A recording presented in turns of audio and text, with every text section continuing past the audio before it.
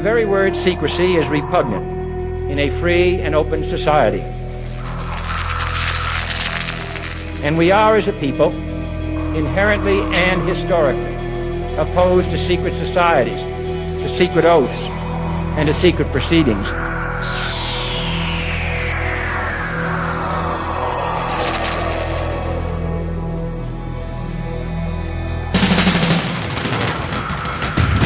The questions you always had, the answers you were never given, the place to seek the truth. Welcome to Veritas.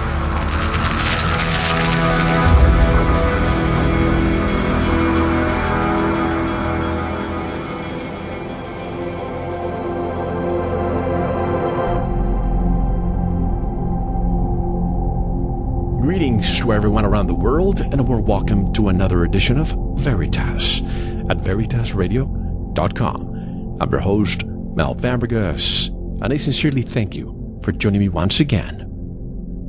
And if this is your first time or your truth journey brought you here, welcome home. And to listen to tonight's full interview, you know what to do by now. Just go to veritasradio.com and subscribe. You are what keeps us alive. You'll get your login immediately and you'll be able to listen to hundreds of hours of truth. And to upgrade your life, like I have upgraded mine, go to sanitasradio.com and listen to what we have to offer there. 2 radio programs, great information. And if you want to get in touch with me, want to be a guest on this show, have a guest suggestion, or simply have feedback, I always love to hear from you. Click on the contact button of our website. Let me begin this interview by stating that I have no attachment to the flat earth. I have no attachment to the oblate spheroid, and even to this sphere. If our home is any of these, so be it. I wouldn't be surprised of any. What I continue to be surprised and suspicious of are the people who continue attacking those who simply ask questions. I recently attended a conference that deals with the most open-minded topics you could possibly imagine. However, when it comes to the flat earth topic, it was a no-no. Look, I can't say I blame people for thinking this is the most absurd topic under the sun, or the firmament rather, but you open-minded people who discuss aliens, UFOs, reptilians who ruled the world, Bigfoot, and the rest of it, why do you continue telling us to stop looking into this? Those of you who study the pyramids and ancient civilizations, you venerate these ancient ones, and rightfully so. And some of these very ancient ones believed the earth was flat. Why do you then continue looking into their achievements if the notion of a flat earth is so absurd and it's what they believed? And those of you who continue writing to me saying the ancient ones knew they lived on a sphere, how did they know? Just because you see a sphere above you doesn't prove you are standing on a sphere. You can still play pool on a flat table and basketball on a flat court. At any rate, I digress. Tonight's special guest is a veteran of this program, so he doesn't need a formal introduction. Directly from Bangkok, Thailand, I'd like to welcome Eric Dubay. Hello, Eric, and welcome back to Veritas. Hey, Mel. It's great to be back here. I love your show. Always a pleasure having you back, and I'm glad that we're still talking after a year. A lot of people that I know have stopped talking about this because they just can't sustain, they just can't endure the attacks that they continue to receive from people from all over the world. But I have to tell you, some of the smartest people I know are discussing this in silence. Why do you think that is? Yeah, well, like you said, a lot of people don't want to touch this subject with a 10-foot pole, and a lot of those same people are the ones espousing aliens and UFOs and Bigfoots and all the other unprovable conspiracy theories out there, whereas flat Earth is a easily provable conspiracy fact, which blows away all of these other theories out of the water. Aliens, the spinning ball Earth, evolution, dinosaurs, a whole range of other things start to be blown out of the water when you realize the flat Earth truth. And so this is when what a lot of truth seekers don't want us going down this rabbit hole, because that does away with their paradigm. People like David Icke and his reptilians on the hollow moon. You can't have those if the moon is a translucent light, just a disk, immaterial that you can't land on, or Michael Tessarien's Atlantean progenitor aliens from Tiamat or whatever, all these supposed truthers that have their own myths woven based on things like aliens and the spinning ball planets and the infinite universe with infinite galaxies and all these supposed potential alien life that we have out there. A lot of their research goes down the tubes if the flat earth truth comes out. So there's a lot of resistance being met, both from the mainstream sheeple who've been taught that flat earth is something to be ridiculed and ridiculous, all the way to the alternative, whose narratives fall by the wayside if the flat earth truth is discovered. So the alternative media is picking up the slack here, bringing the real truth. That's what we're trying to do. Alternative, I guess. It's probably 4 or 5 layers. But another thing that's not that it bothers me, but I see this a lot. A lot of people who write to me and say, Mel, you're just wasting your energy. There are so many other important things that we should be discussing. And we do, folks. We've had Eric last year. We've had, a few other people. We have Jeffrey Grupp coming in a few days. These are people that I've had before who are talking about this, and I think we should listen. But why do they continue to say we have so many other problems? Why are you focusing on this distraction? Well, if they haven't looked into it at all, I can see how they would think that way. And I kind of thought that way years ago as well, that, well, it's just the shape of the Earth. What does that matter? Does it really matter whether it's this shape or that shape?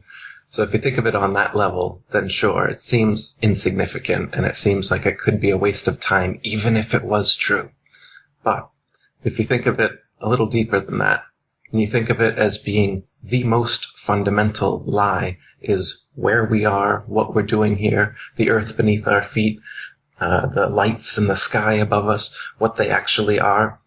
And if we've been lied about all of these, as well as the Big Bang and evolution and the way that we supposedly got here and the purpose we may or may not have in this nihilistic cosmology that they've presented with us, it becomes a big deal. And when you look at the potential for a truth like this, a truth that has been suppressed for 500 years now, the flat earth truth, if that gets out and it is shown that every government, every university, every pundit, every television station is lying knowingly and censoring this truth, what happens when it actually gets out? The kind of restructuring of society and the system that truthers are looking for, that people know we need, is what can happen and what will happen and what must happen if this truth gets out. Because this is huge. It is the truth. I guarantee anyone who's never heard of this before, look into the flat earth. The earth is flat, just like it appears on the horizon. The earth is motionless, just as you feel motionless. Everything in the sky revolves around us, just as it appears if you look up and use your own eyes, your own senses. Everything that your senses tell you is what's happening. But you've been fed a false system. You've been shown CGI images with a ball earth with a horizon that curves. You've been shown more CGI images with a ball earth that spins. You've been shown planets that spin like billiard balls around each other in many different directions at many different speeds simultaneously. You've been shown all these things in CGI format. You've had Freemasons lie to you and tell you they've seen it for themselves, but you've never seen it for yourself. You've just been lied to and shown pictures, and you believe those.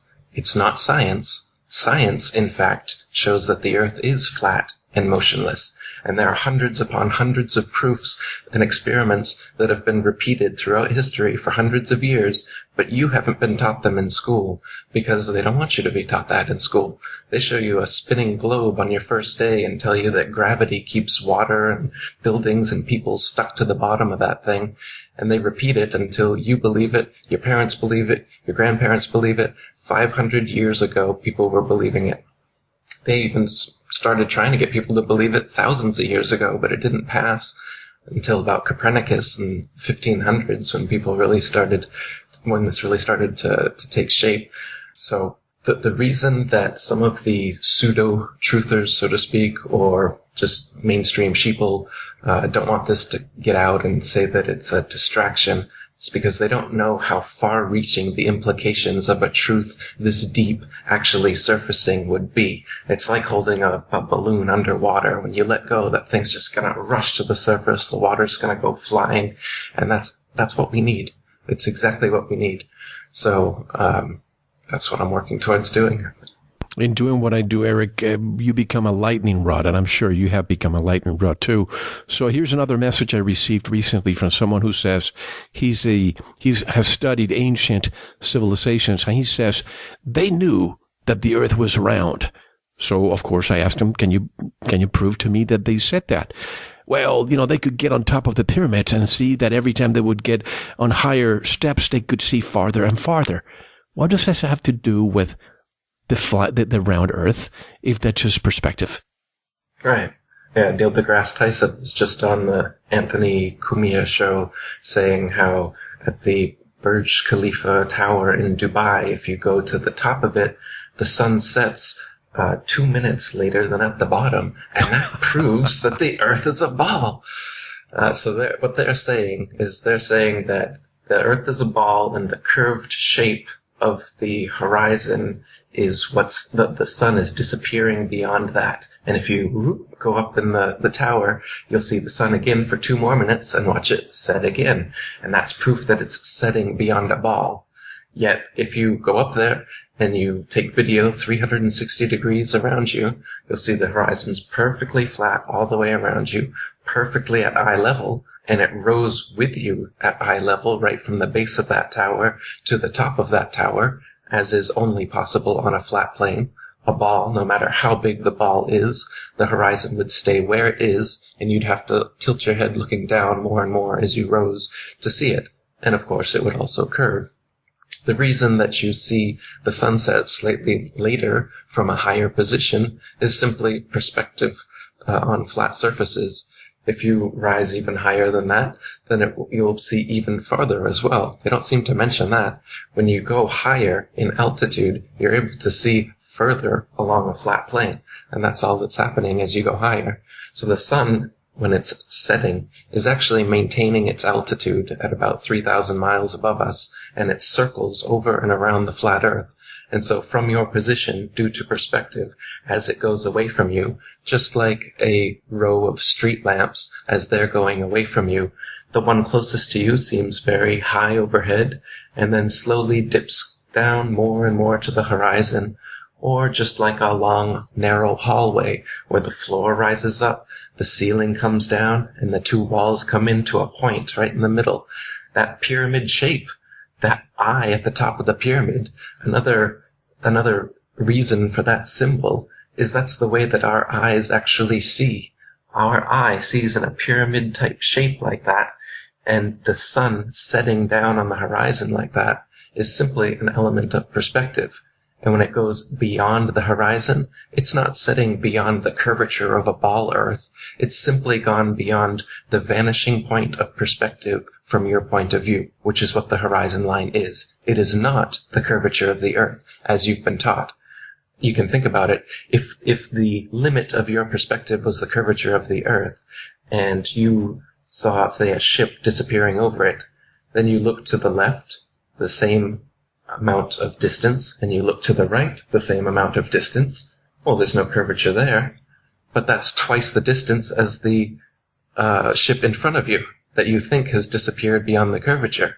And then to double check this, you can take out a pair of binoculars, and you'll see that that ship that disappeared beyond the horizon over the curvature of the Earth magically comes right back totally into view, hull and all. And that's because it's simply gone beyond your perspective, which you can bring back into view with technology or by gaining altitude, like by going up in a tower. So this is all just an element of perspective, and tricky Masonic magicians are trying to get you to think it's based on the curvature of the spinning ball Earth, when it's nothing but perspective. It was December 7th, 1972, where we saw the quote-unquote blue marble, the image taken by allegedly Apollo 17. But I've always had a problem with that picture. Not with that picture, that photograph in particular, but because of so many new ones have made its way to me, and they're all so different. The United States looks so much bigger now. Africa looks so much smaller now. What's happening? Are the tectonic plates changing so much that when we take pictures now, the land mass has changed? Or is it just pure CGI all along? That's a good one.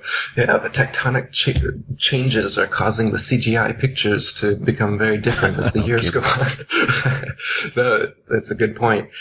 Take a look at these images coming from NASA and RASA and JAXA and all these different space agencies, the Chinese, the Japanese. Some of these are even worse than NASA, and you'll notice how clearly fake they are, how obviously Photoshop CGI they are. And when you compare them to one another, you'll notice these impossibilities, like the water always being different shades of blue every single picture. The size of continents changing from picture to picture. One time North America filling up the entire picture, one time it being just a tiny little speck on the upper part. You'll have on the animations, you'll notice that the clouds almost never move. You'll see a spinning ball Earth with the exact same cloud formations for 24 hours. Take a look at these anomalies, not only on the pictures of the Earth, but on the pictures of the moon, because we've never been to the moon either. NASA's moon landing hoax is all about going far enough away, supposedly, that they could turn around and take a picture of this spinning ball Earth they've been talking about for 450 years and say, hey, we were right. Look at that.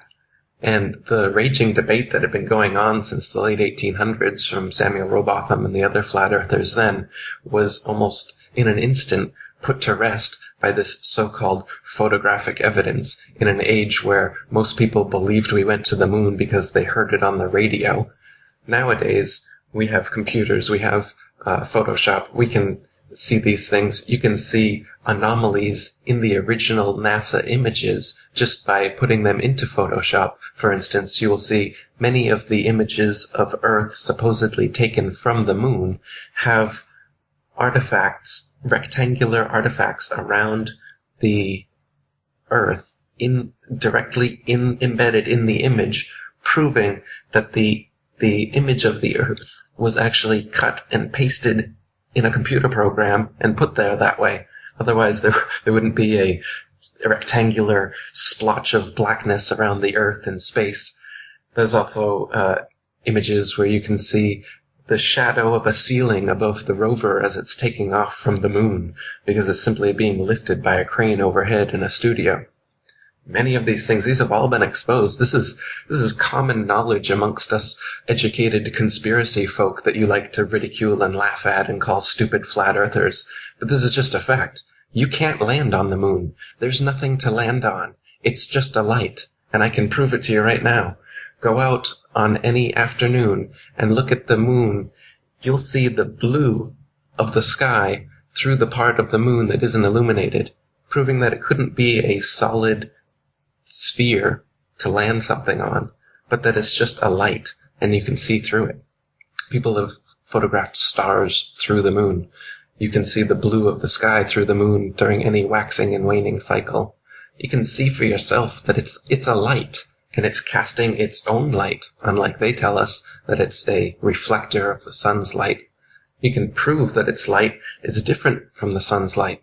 It's cold. If you take a thermometer and put it in the shade and another thermometer and put it in the direct moonlight, it's actually colder in direct moonlight, and the thermometer will go up in the shade, the exact opposite of the sun. It's like the yin-yang. If you picture the yin-yang symbolism in Chinese astrology, it's the sun and the moon circling around and over the flat earth. The yin and yang is everywhere in nature, in fact. The male, female, inhale, exhale, good, evil, up, down. But they do away with these things. They say there is no up and down, that everything's just relative. They say there is no good and evil, that they're all about moral relativity. They say there is no sun and moon yin-yang aspect. because the sun is actually really, really big and really, really far away, and the moon is really small but a bit closer.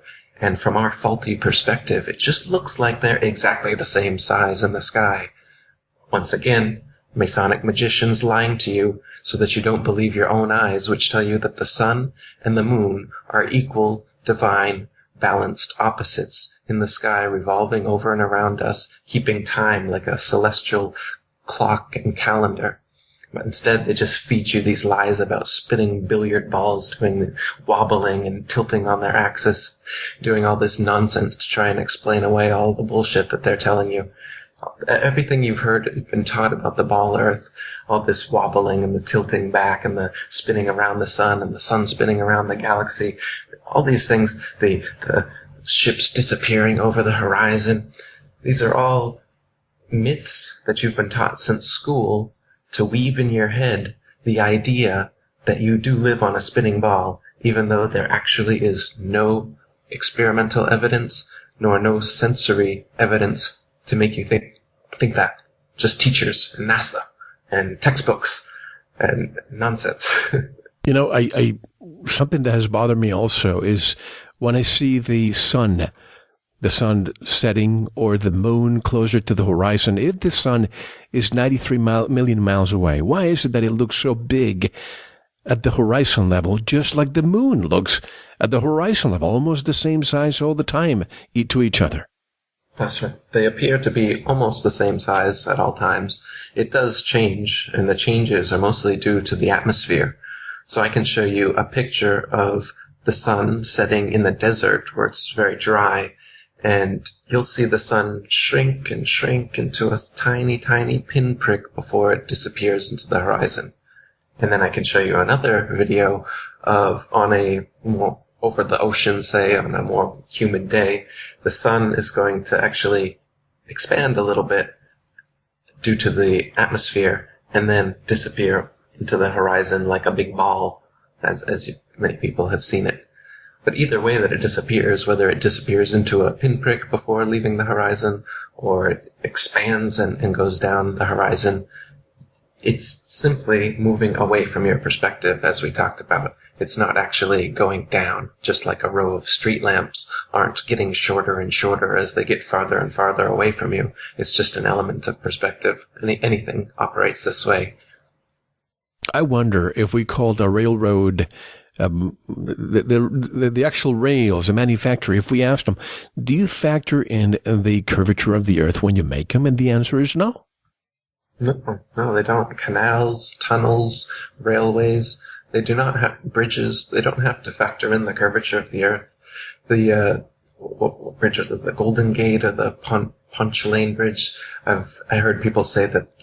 They say they factored in 2 inches for the curvature of the earth. That's one of the only ones I've ever heard people claim that they factored in curvature. But even the Suez Canal and all these different canals, railways, they admit that there's no allowance given for curvature. There's quotes in flat earth books for centuries from surveyors and engineers attesting to this. So, and of course that 2-inch one is a joke because the bridge is so long that the actual supposed curvature on their 25,000 mile circumference ball earth would be, I can't remember now, but many, many, many feet and not just 2 inches. So they can't even get their fake math right when they try to pretend that they factor in curvature. If we are spinning at 1,000 miles per hour, should most of the water, our oceans, cover the equator? Why is it that instead most landmass appears close to the equator? Shouldn't water be around the equator? Take a wet tennis ball and spin it. I guarantee you, folks, most of the water will move to the middle or the equator. Right. Yeah, their idea of a spinning ball and the actual alignment of things on the Earth doesn't fit too well. They try to say that it's an oblate spheroid, and that's to silence people that have objections like yours. Then show me a picture. Show me a photograph of the oblate spheroid. Oops! All our pictures are spheres. We'll get right on that. And then, of course, when you point out that you can see Polaris from the southern hemisphere, and that the southern hemisphere is actually bigger than the northern hemisphere, they say, well, it's a pear-shaped oblate spheroid bulges out under the pole, under the equator. Yeah, that's it. And once again, well, show me the pear-shaped oblate spheroid then.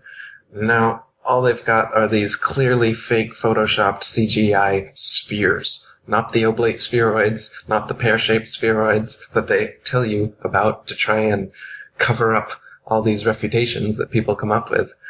But that's what you get. And of course, not only would, on a spinning ball, would everything gradually come towards the center, but also it would just fly off.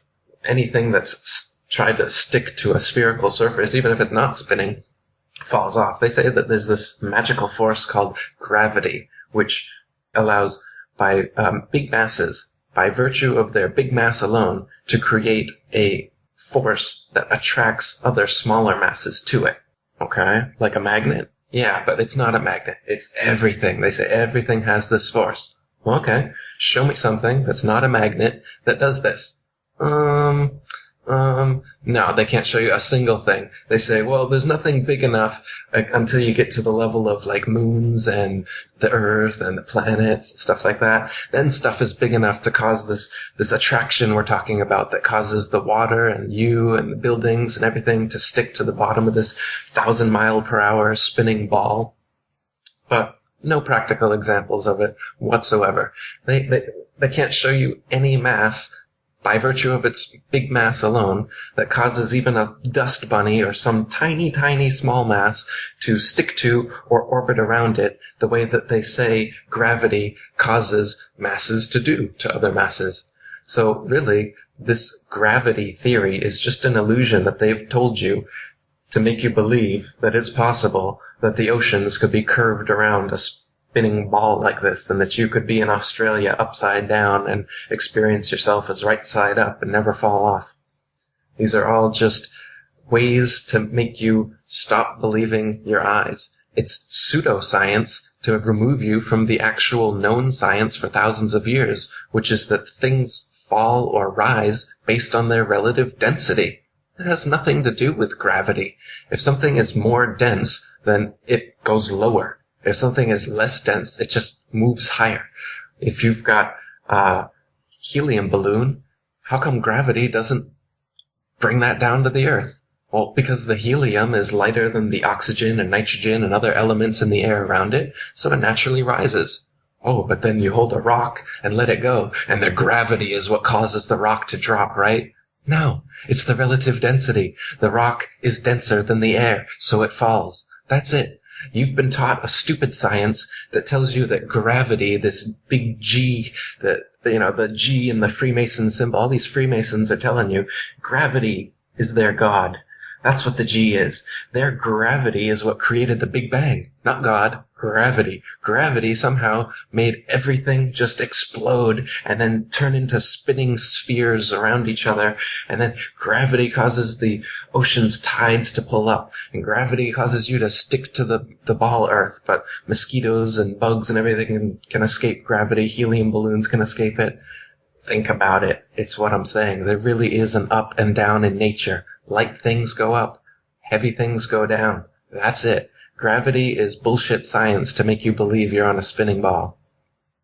Last year, we briefly discussed the EPIC, the Earth Polychromatic Imaging Camera and Telescope. You know, that little image that makes NASA feel so smart. I got to tell you, folks, I think the powers that want to be, they want to have intellectuals. They want to bring them to their colleges and universities, give them PhDs so they can be brought to their silos. What they don't want is renegade, inquisitive minds, people who question what they're telling us, like that picture of EPIC showing us the Earth from 1,000,000 miles away. And they confirm it's an animation featuring actual satellite images. But the question is, once you see that laughable moon go along for hours, not a single piece of cloud moves. And I'm sorry, but I just can't believe those quote-unquote intellectuals out there don't question that. Absolutely. And why don't they question that 1,000,000-mile internet connection that allows us to receive those pictures? Where's the patent for that? Why aren't internet service providers using some of that technology? My Wi-Fi cuts out right away. I'm not close enough to a hotspot, but they're able to get super moon animations from a million miles away. And what is this about them saying that they have to splice the satellite images together and it's actually an animation and all this stuff? It's a backpedaling liar. Don't you know a liar when you see one? When you catch out a liar and a lie, do they just go, "Oh, yeah, you got me. We don't have million-mile internet and it's clearly a bad cartoon." No, they say, "Oh, well, it is our satellite imaging, but you see, the way that we receive the technology from the imaging from the million-mile internet, we have to splice it together, and it looks like a sad animation. Believe us." Smart talk. Yes, exactly. It's all smart talk. And even, I drive 3-4 hours in the desert coming to where I am now in Mexico, and I lose cellular communication for about 3 hours. And I'm thinking, in the 21st century, when we have quote-unquote probes leaving our solar system and transmitting almost at the speed of light to us, yet I'm here in the desert and I cannot get cellular signal. But anyway, I was telling you offline that we took a sunset cruise a couple of days ago. And in the sunset, I've mentioned this before, how from my house I can see 80 miles away the coast of Baja California. So I went to the captain. I was holding some binoculars, and I asked the captain, "Hey, Captain, can you tell me what that is that we can see only now in the afternoon because he can't see it during the day?" And he said, "Oh, sure, that's the tip of Baja." And I said, "Really? You think that's just the tip? Why don't you look through these binoculars?" And he couldn't believe it. He saw from the bottom of the bottom that meets the sea all the way to the top. And he looked at me and he couldn't explain it. I just love to see their faces when these people who, are navigators and so on, all of a sudden are confronted with something they had no idea was in front of their faces. Absolutely. It's the same thing as the ship disappearing over the horizon. You can bring these cityscapes that are supposedly refractions of light, like the Chicago skyline that made a big stir 60 miles away. Oh, it's just light being refracted. Well, use the binoculars and you can see all the way to the base of the buildings. Again, this is an artifact of perspective, that the things closest to the horizon disappear before the things farthest away. So the hull of a ship going away from you disappears before the masthead. But by using binoculars, it comes fully back into view. Just like a person walking away from you, their shoes and their ankles and then their knees and the rest of their legs are going to disappear before their head does. But that doesn't mean that they're walking over the curvature of a ball earth. And you can prove that it's not the case with binoculars, telescope, or zoom camera, and bring the entirety of their legs, or the bottoms of the boats, or the bottoms of the cities, all the way back into view. And then, watch the faces of the people that thought they were going to get just the tip. Are you telling me that the Chicago skyline was not a mirage? It wasn't. They're lying to you, Mel. And people don't question if it's a mirage. What is it really reflect? Where's the reflection? Where's the mirror? I mean, you can see in the desert from far away. You see mirage. You think it's water, but that's just the heat rising from the bottom of the hot pavement. But to see in the distance the top of the Sears Tower and call it a mirage, honestly, these people think that RQ is just one of a lettuce. Well, and people will say, well, why can't I then see the top of Mount Everest then from That's where right. I am? Yeah. Well, because we've been taught that our eyesight is infinite. We've been taught that the closest star is 25 trillion miles away, and the light comes from 4.2 light years away from us. It has to take that much time just to reach our eyes. So we've been taught that our eyesight, especially with the aid of technology, should be able to see infinite distances. But again, you've been lied to. The stars are not that far away. You can zoom in on them with a P900 83 times zoom camera, and they are right in your face, looking like a prismatic, constantly changing disco ball of watery electricity. And that's what even the so-called planets look like. The so-called planets were always called wandering stars because they have more unique paths that they wander in the sky than the fixed stars. But when looked at through these instruments, they just look like lights in the sky. They do not at all look like spherical terra firma that you could land some masons on, as they'd like you to believe. And so when people ask you, why can't I see Everest from my balcony then? Again, perspective and the limited eyesight, even with a telescope, only allows us to see so far. The Earth is flat, but it's not completely flat. There's valleys, there's mountains, and you can only see so far before the converging skyline and the uprising ground meet on that horizon. Using a telescope zooms it in and you're able to see a bit further. But thanks to the atmosphere and just the limits of our perspective and based on your altitude, you can see a lot further. Like if you take a balloon up, 20 miles is about as high as we can get an amateur balloon. You can see for hundreds of miles. Again, because of altitude and perspective, not because you're somehow seeing over the curve of the ball, because you're not. Because you can see in those high altitude videos that the horizon has risen 20 miles up to your eye level. Again, impossible on a ball, no matter how big the ball is. And it's flat, 360 degrees around. So you're not just seeing hundreds of miles now because you're seeing over the curvature of the ball. No, your perspective is now greater because you've attained a higher altitude. And if you have a telescope from that altitude, maybe you could see Mount Everest. Nobody's actually tried that experiment. But as far as, seeing the Antarctic ice wall from your balcony, no, I mean, our eyesight is limited, and you've been lied to about how far light can travel. It can't travel trillions and trillions of miles, and the stars aren't that far away anyway. Plus, you have plenty of dust particles that prevent you from seeing so far away anyway. But, I saw somebody ask the other day, so where did John Glenn go on February 20th, 1962? What is the flat Earth explanation? Where do you think he went? We know he orbited the Earth. And this has been well documented. So does that prove anything? The fact that you're saying well documented and, these theories that they call 100% correct, can they prove it? Can we really prove anything beyond our planet if we can replicate an experiment in a controlled environment? It's just like we know the steel recovered from the World Trade Center was shipped to China. Of course, there was nothing there. Those towers dustified, but the lie was repeated so much that I even believed it. And even when I had Dr. Judy Wood on the show, and I said, what about the steel that was shipped to China? That's something I was told and I believed. This is what the media told. This doesn't make it a fact. Right, exactly.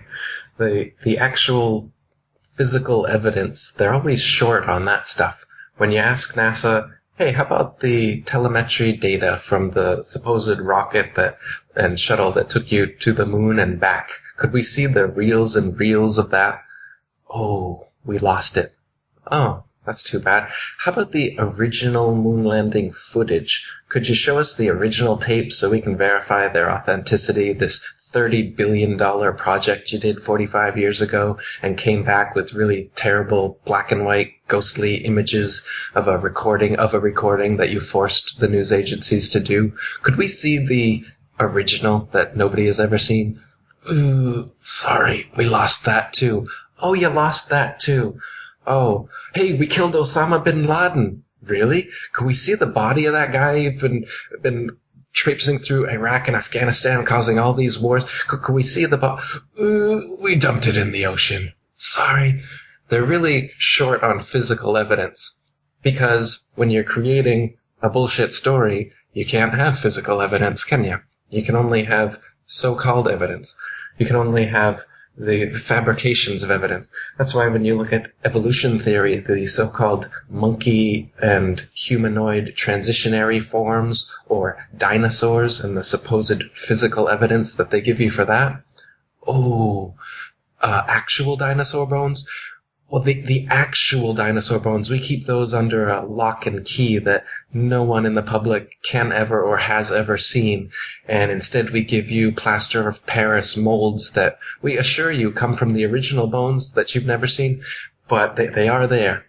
And as for Lucy and these Neanderthal man and all these other supposed transitional species, yeah, sorry about that, but it's just human bones mixed with ape bones, and we've been doing this for 150 years now, being exposed regularly, but we just keep doing it. And the great lie, if you just keep telling the same lie over and over again, even if all the physical evidence has been exposed as nonsense, they'll start to believe it just by the sheer weight of the propaganda. So as a truth seeker, I recommend people ask these questions and look for the physical evidence. Look for, aliens. Oh yeah, show me physical evidence of an alien. Still nothing. How many type in aliens? We must have millions and millions and millions of hits and people contacting aliens and all this stuff. Physical evidence, please? None. Okay. These kind of things are where you have to look. And that's where the flat earth is. It has reams of physical evidence. My latest book is 200 Proofs the Earth is Not a Spinning Ball. I came up with 200 because William Carpenter came up with 100 back in the 1800s, and I wanted to double it. Somebody else could double mine. When you're dealing with the truth, you can come up with as many proofs and experiments and evidence as you want, and that's what you're going to find for the flat, motionless Earth. And again, this is why they don't want you using this method of discernment. They want to keep you in la-la land based on testimonials and hearsay. They don't want you doing actual science, looking for actual physical proof of things, because that's when you really start to get to the bottom of these hoaxes. I'm just laughing because I've said it many times for years that my wife is in a totally different wavelength than me when it comes to all of this. Like the captain the other day, when I asked him the question, she knew why I was asking. She was rolling her eyes. Or we went in, a few months after we did our interview, and we discussed a little bit of the dinosaurs, which I'd like to discuss more later. But we went to the Museum of Natural History in New York back in October or November. And my wife and my daughter went with me, and I asked two curators in front of them. And I said, are there, because they have a bunch of dinosaurs, they're huge, the size of buildings, right? So I went to them and I said, are there any real ones here? Any of the bones real? And my wife was like, how dare you ask that question? They are real. Look at them. And both of them said, no, sir, those are, as you say, plaster. And I said, what's the reason? Why can't you just, because of the elements, and we don't want people touching them, even though they have, ropes around them. You can't touch them. But just to avoid the historical value, we need to put them away somewhere. And I'm thinking, where the hell do you have these huge bones? Where's the warehouse? I like to go see. So do they have real bones somewhere? No, I mean, even longtime paleontology students have come out saying that they're trying to get a glimpse of these, but because they were critical of the establishment, they aren't allowed to see them either. Basically, it seems like unless you're indoctrinated enough, or unless you've been brought into the secret societies and told the truth anyway, that you're not going to get into the higher echelons of this kind of stuff anyway. So, people like Neil deGrasse Tyson, he knows the Earth is flat and motionless. He's a Freemason, and he's doing a job, an acting job, where he propagates this deception onto you guys. And the high-level dinosaur people, it's the same thing. They know that dinosaurs don't exist. But the bones, supposedly the real bones, are kept locked away, but they just give you plaster of Paris. If there were real bones, you could put them behind, solid, bulletproof glass, whatever you want, but show us the real thing. No, they can't do that. But they show us petrified wood. I mean, lunar rocks. That's right, which have now come out to be fake, right? These moon rocks that Neil Armstrong and Buzz Aldrin gave to museums around the world have now been scrutinized and found to be just petrified wood that they've dug up somewhere. So, yeah, these things, they've been exposed as complete hoaxes, but the public is still being duped by things like museum displays of fake bones and whatnot to make us believe that we evolved from giant reptiles. So what dinosaurs do for the evolutionists is they provide the stepping stone from lizards and fish and non-flying things to flying lizards and then reptiles turning into mammals. See, they've got these links in the supposed evolutionary chain that they don't have fake answers for, so they've had to come up with them along the way. And so, they say that the Big Bang happened and everything came from nothing for no reason due to gravity, their God. And then all of this explosion, which, unlike most explosions which destroy things, this explosion created things. It created everything somehow out of nothing. So it's a creationary explosion. And then all this debris which came out of nowhere and nothing. And now, what is this debris? What is it? It's the lighter elements, I guess. Hydrogen, helium. Okay, whatever. And then somehow they become greater elements and bigger, heavier elements, and they start spinning around and they become these planetoids, lifeless. Oh, but then somehow water forms. The elements come together, and somehow with an intricate, meandering of these elements, consciousness and life and intelligence somehow comes into play. Oh, and now there's living organisms, and then somehow they reproduce. Oh, there was two of them, and they had sex somehow. They just simultaneously manifested, I guess, and now sexual reproduction started happening, and then the species started changing. And they had two males that reproduce. How is that? Right. How is there two of anything? How is there one of anything? They can't explain that, but they just skip over that in one sentence in your textbook and hope that you don't ask questions. Oh, and okay, so then it's multicellular organisms, and then it's a fish, say, in the water somehow. Okay, now we're up to fish now. And then the fish somehow crawl up onto land, and they don't die like every fish you've ever seen that jumps out of the water. Somehow it lives. It transitions its gills into lungs. It mates. Somehow the offspring live, and then the offspring have magically mutated into air-breathing fish-like amphibians now. And then the amphibians turn into reptiles, and then we got to get them flying. Okay, that's where the dinosaurs start coming in. We got a flying pterodon, pterodactyl, terrorist. We like that word, terra. Terra means earth, the earth that we lie about. So it's a flying dinosaur. And then they got dinosaurs that supposedly had feathers that they're trying to convince you of. Feathers that fossilized 65 million years ago. And now we have proof that dinosaurs were the evolutionary link to feathered birds. Again, these have been exposed as hoaxes if you look into them. I won't get into it here. But then, suddenly, a meteorite comes. And what does the meteorite do besides reinforcing their bullshit spinning ball infinite universe? It does away with all of these supposed dinosaurs that existed. And cockroaches and frogs and other lizards and all the other stuff that's still alive today, those were able to survive the meteor. But somehow all those big, giant, ridiculous lizards that would topple under their own weight and whose bones couldn't possibly support their massive structures, those all went away. Except for some bones which paleontologists find, not normal people, not everyday people tripping over them for thousands and thousands of years, but just interested parties for the past 150 years, the first dinosaur bone discovered shortly after the idea of evolution was introduced. So it's just a convenient, these supposed transitional forms, dinosaurs, the ape man, human man, all this stuff. This is just what they need to make their evolution idea seem plausible. And they fabricate the supposed evidence for you to make you believe in it. But when you look into the actual physical evidence that exists for these supposed transitional forms, or the history of the adaptation of species, have there ever been a species that turns into another species? Macroevolution? No. It's never happened. They have no proof of it. Microevolution, minor adaptations within species? Sure. But this is what they're trying to turn into macroevolution of everything that exists evolving from everything else that did exist, evolving from nothing and a big bang. So they get you to believe that the amazing connectivity, beauty, diversity of nature and the natural world, the intelligence, everything around you somehow came from nothing for no reason and out of an explosion that created it, and then it just evolved for no reason to have consciousness, life, and intelligence and have all this order and beauty and diversity that we have just by coincidence. It's random. Yep, it just happened. So what does this do?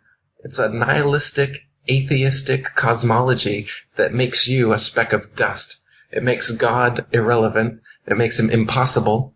It makes you a purposeless, meaningless accident of an explosion that just happened to be now. So how do you live? How do you live your life when you believe that kind of cosmology?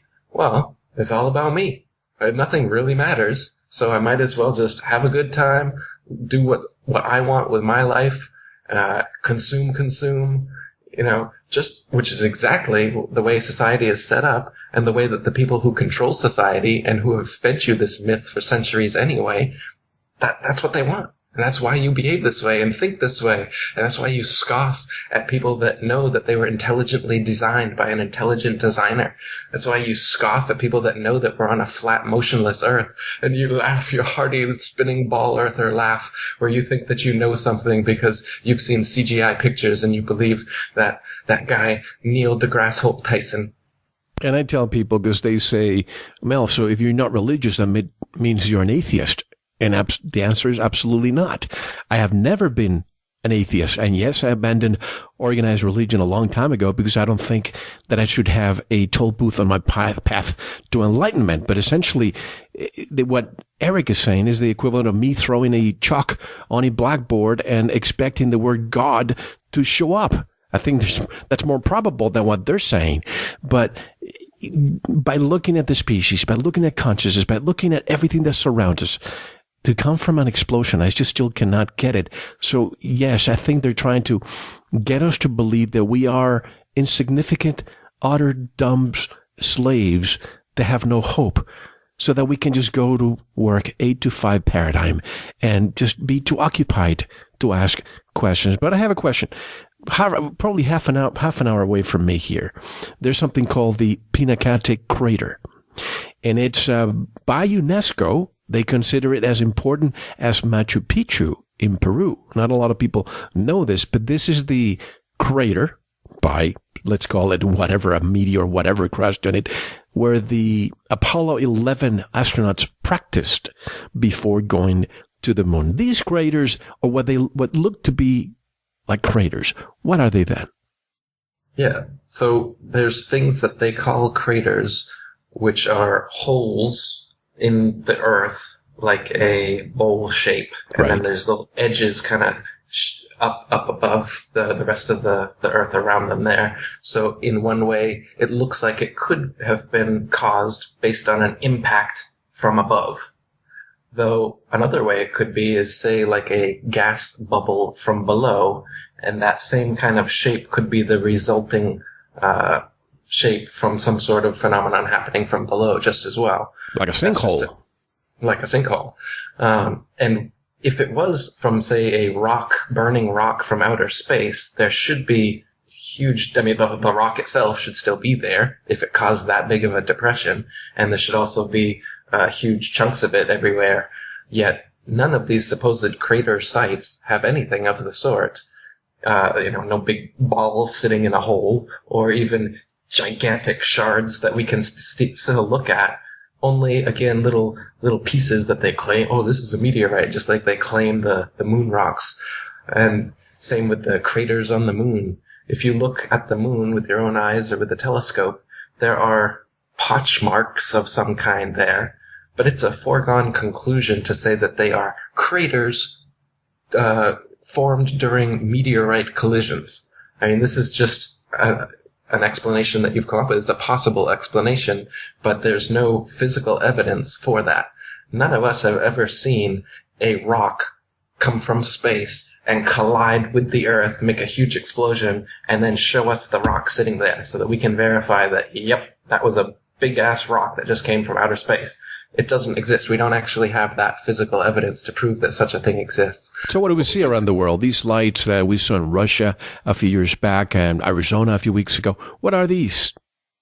Well, we've got shooting stars. Like I said, stars aren't actual terra firma, so when you see a light shoot from somewhere to somewhere else, it's simply that. It's simply a light shooting. It's not a rock in outer space coming somewhere. No, but the ones in Russia that actually broke school windows and it almost felt like an explosion.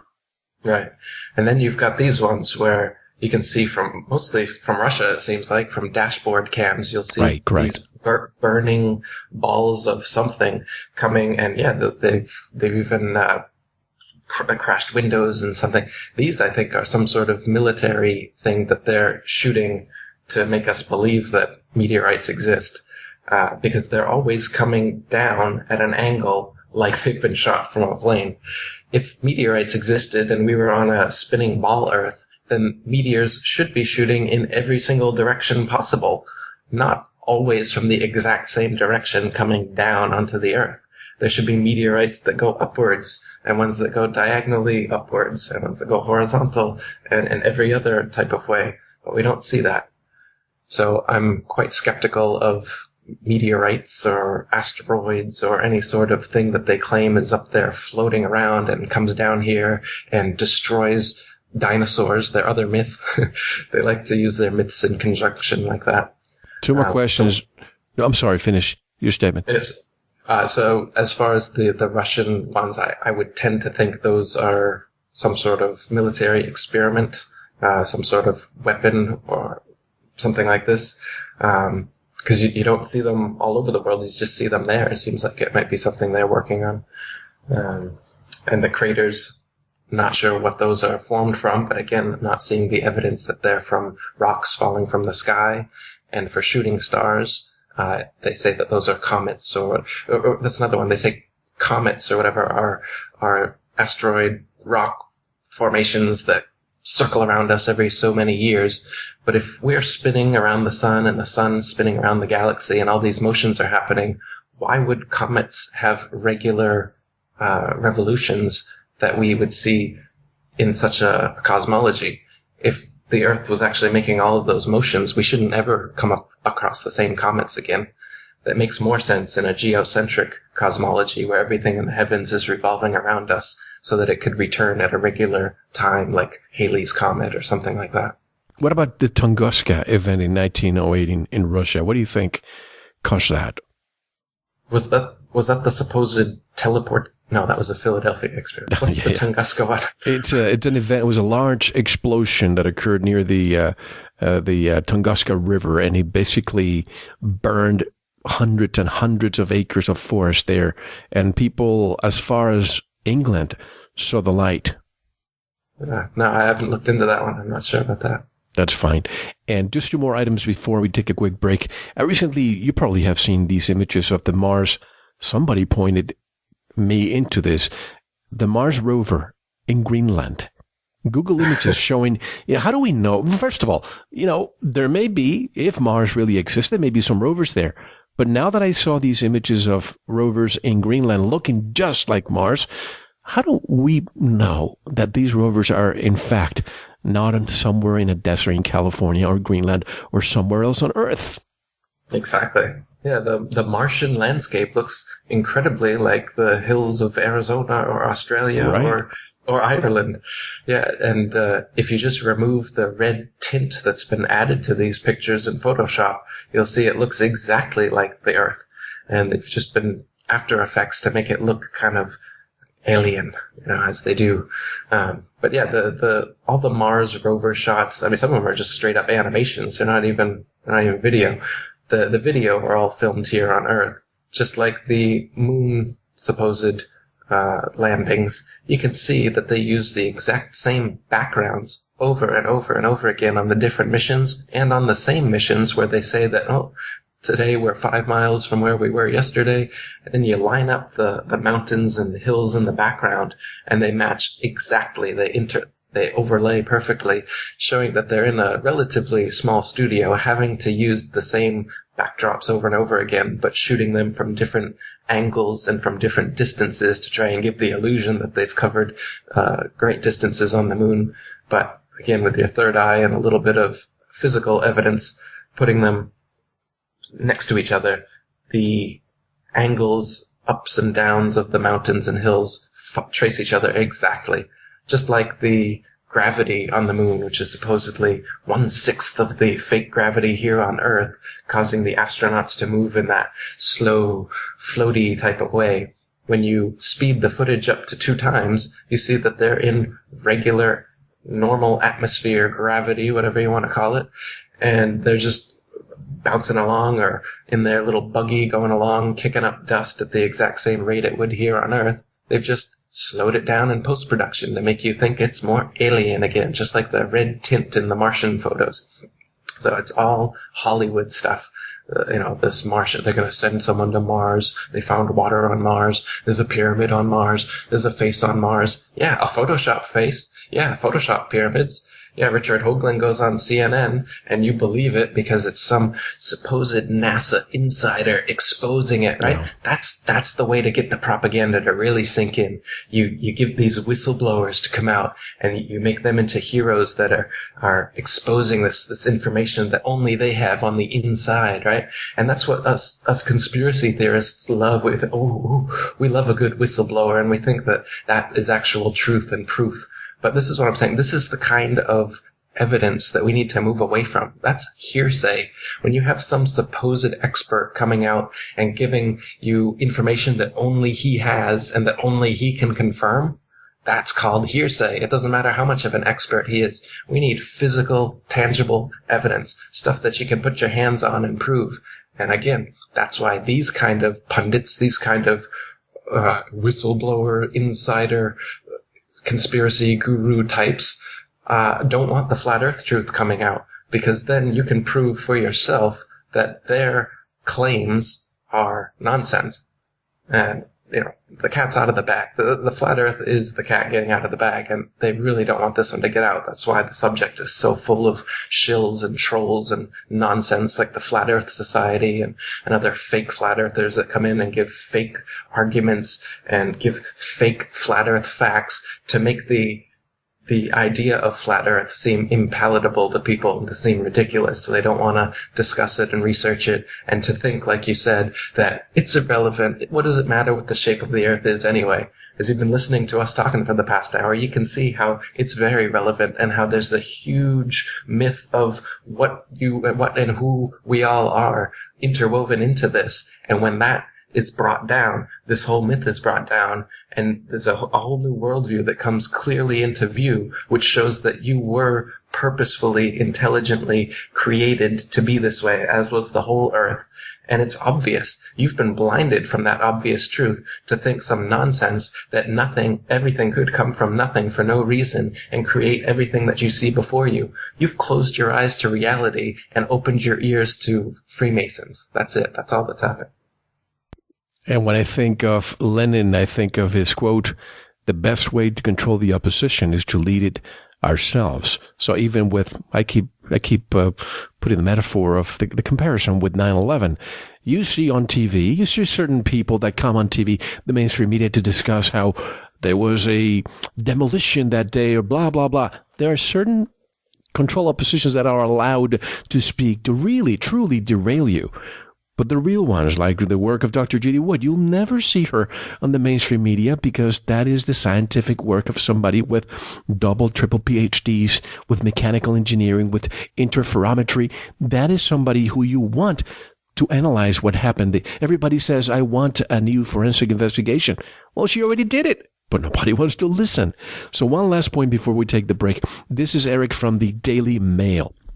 On October 13th, 2015, a China Airlines flight landed in Anchorage, Alaska, with an extra passenger after an expectant mother gave birth to a baby girl more than 8 weeks early. The Bali to Los Angeles flight was forced to make an emergency landing on Thursday after a Taiwanese passenger's water broke 6 hours into the 19-hour journey. So, folks, get out your globe, and you will see that there is no way that Anchorage, Alaska, was anywhere near the route of the flight, which could have just easily continued its path straight to Los Angeles or landed in Honolulu. However, on the Flat Earth map, the same one that matches the UN flag, Anchorage, Alaska, is very near the route. And I'll take your comments on the other side, and we have so much more to discuss, including the dinosaur hoax. Eric, how can people buy your books, learn more about your work? Come to my website, atlanteanconspiracy.com, or the International Flat Earth Research Society forum at ifers.ace.st. My books are available on lulu.com as well as Amazon and most other major providers. You should be able to find everything, links from those three sites. Great, folks. Don't go anywhere. Eric Dubay, directly from Bangkok, Thailand, will be back with us for another hour. This is Mel Fabregas, and you're listening to Veritas. Don't go anywhere.